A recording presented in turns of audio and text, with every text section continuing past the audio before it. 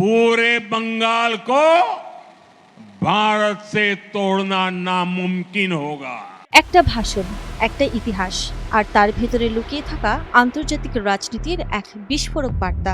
তারেক ঈশ্বরের মঞ্চে দাঁড়িয়ে ভারতের প্রধানমন্ত্রী নরেন্দ্র মোদী শুধু পশ্চিমবঙ্গ দিবসের কথা বলেননি, তিনি ফিরিয়ে এনেছেন 1947-এর বিভাজনের স্মৃতি, উঠিয়েছেন পাকিস্তানের প্রসঙ্গ, আর ছুঁয়ে গেছেন বাংলাদেশ সীমান্তের সংবেদনশীল ইস্যু।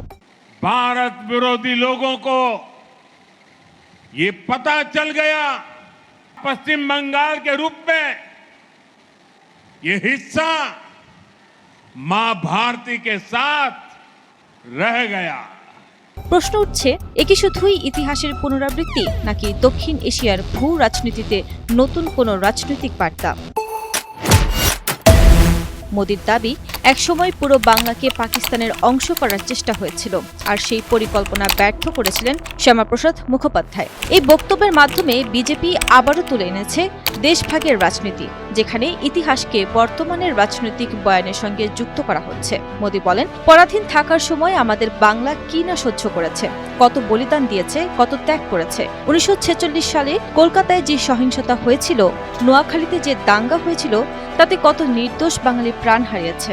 বাংলা রক্তপাত সহ্য করেছে, নিজের মানুষকে হারিয়েছে, নিজের মাতৃভূমিকে টুকরো হতে দেখেছে, কিন্তু নিজের অস্মিতা ও পরিচয়কে নষ্ট হতে দেয়নি।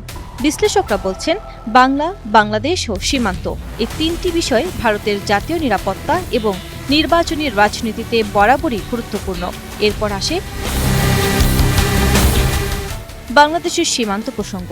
মোদি বলেন, সীমান্তে কাঁটাতারের বেড়া নির্মাণের জন্য জমি হস্তান্তরের কাজ পূর্ববর্তী সরকার আটকে রেখেছিল, আর নতুন সরকার আসার পর সেই প্রক্রিয়া এগোচ্ছে। সীমান্ত নিরাপত্তা, অনুপ্রবেশ, চোরাচালান আর আঞ্চলিক স্থিতিশীলতা, এই শব্দগুলো শুধু ভারতের অভ্যন্তরীণ রাজনীতি নয়, সরাসরি যুক্ত ভারত বাংলাদেশ সম্পর্কের সঙ্গেও। কারণ বিশ্বের অন্যতম দীর্ঘ স্থল সীমান্ত ভাগ করে নিয়েছে দুই প্রতিবেশী দেশ। আন্তর্জাতিক রাজনীতির দৃষ্টিতে দেখলে মোদির ভাষণের কেন্দ্রে ছিল তিনটি বার্তা।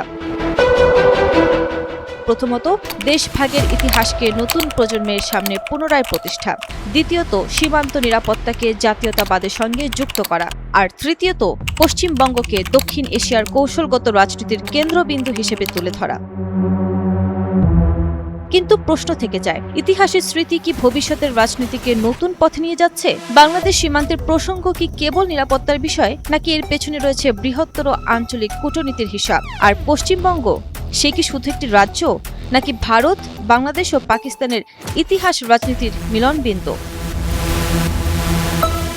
তারেক ঈশ্বরের মঞ্চে উচ্চারিত কয়েকটি বাক্য আবারও মনে করিয়ে দিল, দক্ষিণ এশিয়ায় ইতিহাস কখনো শুধু অতীত নয়, এখানে ইতিহাসই প্রায়শই ভবিষ্যতের রাজনীতির সবচেয়ে শক্তিশালী অস্ত্র। বাংলা, সীমান্ত, ভূ রাজনীতি, গল্পটা কি শুধুই ইতিহাসের?